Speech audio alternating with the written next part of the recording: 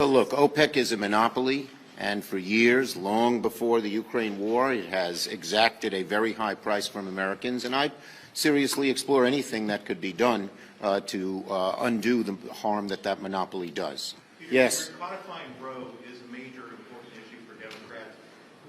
What more can the Democratic Party do to get this? Well, look, we are having all kinds of different approaches that we are going forward with. Senator Stabenow this week will be talking about some of those issues, and we're going to continue. This is a vital thing. We believe we are on the side of the American people, and we do not want to backtrack. Anything that backtracks on Roe is a non-starter for us. Yes. Well, let's hope this is so important that our Republican friends should not put anything in the way of it. We now have a decision on Title 42.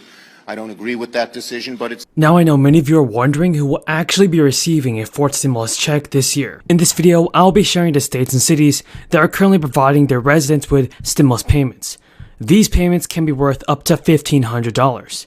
And a recent report shows that out of the American households that received the latest stimulus checks of $1,400, only 19% spent the money right away, as opposed to saving the money or paying off existing debt. Analysts have even said that the spending pattern shifted over the second and third stimulus checks. Households who said they spent their stimulus payments on expenses like food and rent went from 74% of households in the first round to 22% of households for the second round of stimulus.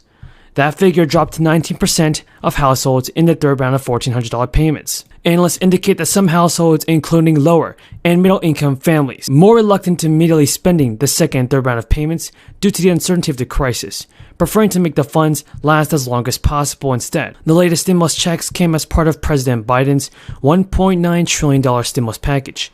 In addition to the stimulus checks, Biden's American Rescue Plan extended the CARES Act, unemployment assistance, and emergency compensation program. But the rising inflation rate, it is still clear that lawmakers have to pass additional financial aid for the people. In the coming weeks, Delaware is expecting a $300 rebate check in the coming days. The check will come in the mail, and it's expected to arrive by May 31st. Some Delaware residents have already received it. Lawmakers created the program to help residents deal with skyrocketing gas prices and the burden of inflation. The one-time payment is likely the first time the state government has created the rebate program.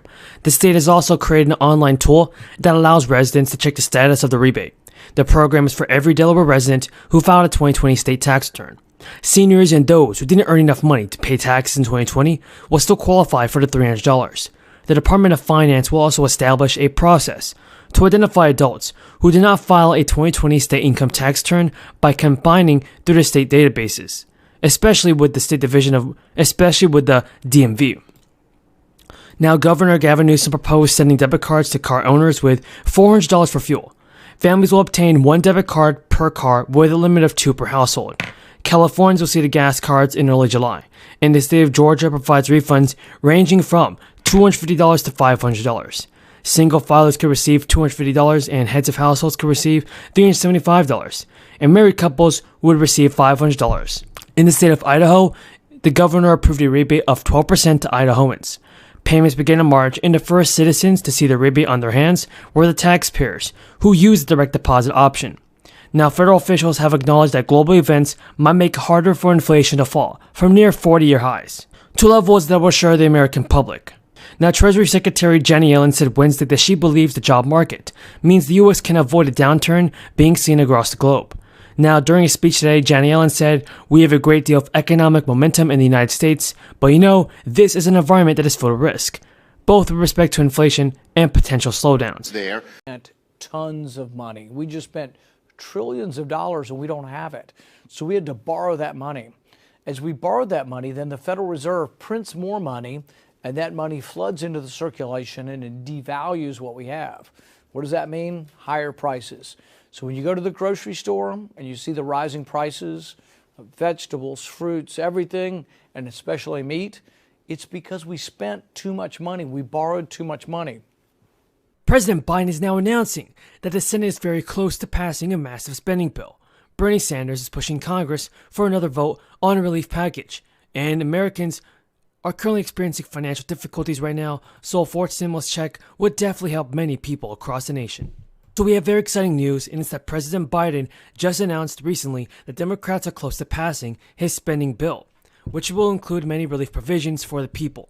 Biden said during his speech that, "In my Build Back Better, can lower prescription prices, and now we just have to get it through the US Senate."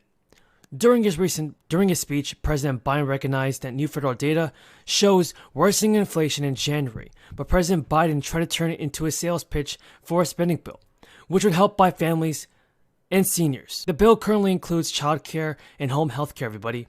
Biden said inflation is up, and it's up, but the fact is that if we're able to do the things that I'm talking about here, it will bring the cost for average families down.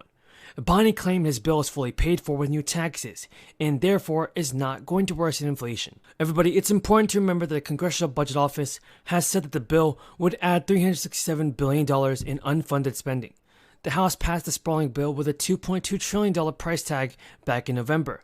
A Manchin has criticized his fellow Senate Democrats of gimmicks that undercounted its true cost by making new programs. Inflation has tanked Biden's popularity. The White House has previously described inflation as transitory, while Biden himself claimed in December that the prior month's 6.8% annual inflation rate was likely to peak. Joe Biden also said in July that inflation was temporary, when it was around 5%. Joe Biden has already passed large stimulus bills. Biden's third stimulus bill, followed by partisan legislation in 2020, and that doled out about $4 trillion to keep the U.S. afloat. Now, Biden has signed in November a $1.2 trillion infrastructure bill, and he argued it would ultimately lower inflation. Now, Bernie Sanders has also called on Senate Democrats to vote on legislation to lower the cost of prescriptions. Bernie Sanders says, "We're voting for an assistant secretary of something, and the American people are not staying up nights worrying about that. They're worried about prescriptions." Lowering prescription prices was a key part of the Democratic agenda. So do you think it's going to get done, everybody? Tell me in the comments down below. Well, thank you, Mr. Chairman, and thank all the witnesses for being here. Mick, it's always good to see you, my friend. I'm glad you're here and glad you're doing what you're doing. You know, the premise of this hearing is absurd. I can't believe we're actually having a hearing to talk about doing away with the debt limit. You got to be kidding me. I mean, it's obvious the negative consequences of out of control spending and what they're having. Inflation is at a 40-year high right now. We realize that? A 40-year high.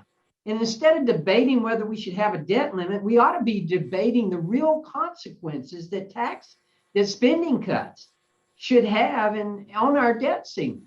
This is ridiculous. Our debt's not going away. Folks, I opened my small business on November 21st, 1988. I borrowed money for inventory. I borrowed money to get me started.